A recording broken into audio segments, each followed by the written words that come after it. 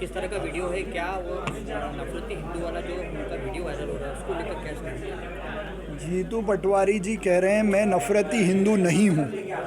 मैं उनसे, कांग्रेस के प्रदेश नेतृत्व कमलनाथ जी से, राष्ट्रीय नेतृत्व सोनिया गांधी जी से, राहुल गांधी जी से ये पूछना चाहता हूँ, क्या हिंदू नफरती है कि जीतू पटवारी जी को ये कहना पड़ा कि मैं नफरती हिंदू नहीं हूँ। हिंदू हमेशा से सहिष्णु, प्रेमी, हर वर्ग का, हर पंथ का सम्मान करने वाला है। मध्य प्रदेश में कांग्रेस धर्म के आधार पर, पंथ के आधार पर लोगों को बांटकर ये चुनाव लड़ना चाहती है। खरगोन में रवि जोशी मंच से कहते हैं कि दंगों का हिसाब होगा, तो वो हिसाब किससे करना चाहते हैं इसको दिग्विजय सिंह जी और कमलनाथ जी स्पष्ट करें।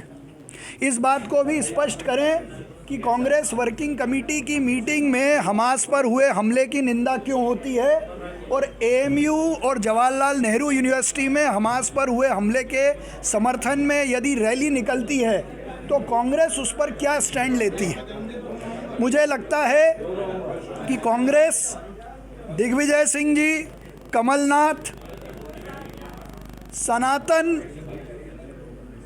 और स्थापित हिंदू धर्म की जो स्थापना है वो सहिष्णुता और प्रेम के आधार पर हुई है।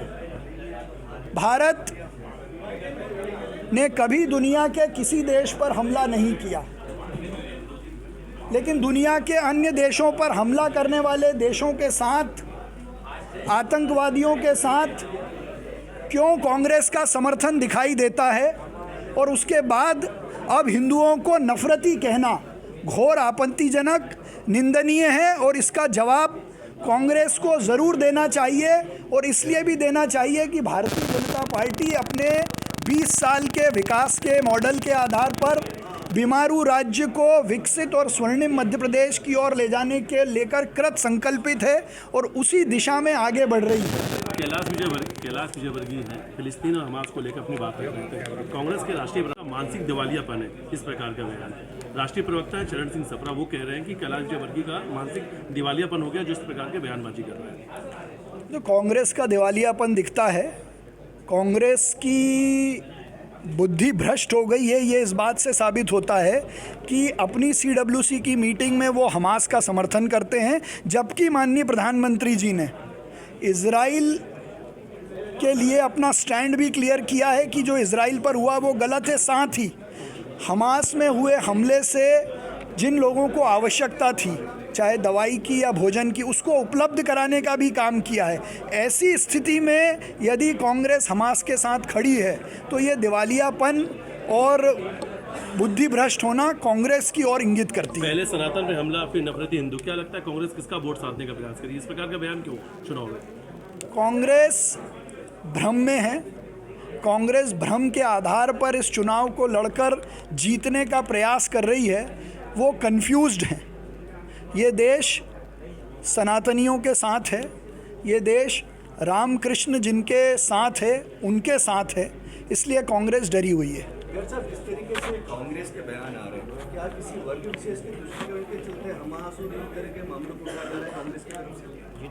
कांग्रेस ने आज़ादी से लेकर आज तक हमेशा तुष्टीकरण की ही राजनीति की हो, चाहे वो बटाला हाउस कांड हो या भगवा आतंकवाद गढ़कर देश में नया नैरेटिव सेट करने का काम हो, या आज सनातन के खिलाफ बोलकर या हिंदुत्व पर प्रश्न चिन्ह खड़ा कर कर, ये सीधे तौर पर तुष्टीकरण की ही राजनीति है। चिंटू चौक से बोल रहे हैं कि दादा टैक्स से मुक्ति दिलाएंगे विधानसभा 2 को। कह रहे हैं कि एक दादा होते हैं बड़े भाई और दूसरे दादा होते हैं गुंडे बदमाशों की। उन्होंने पहली लाइन में लिख रखा आपने कि दादा टैक्स से मुक्ति दिलाएंगे विधानसभा 2 को। वो जमानत जब्त होगी, उसके जो पैसे हैं उसकी व्यवस्था कर लें।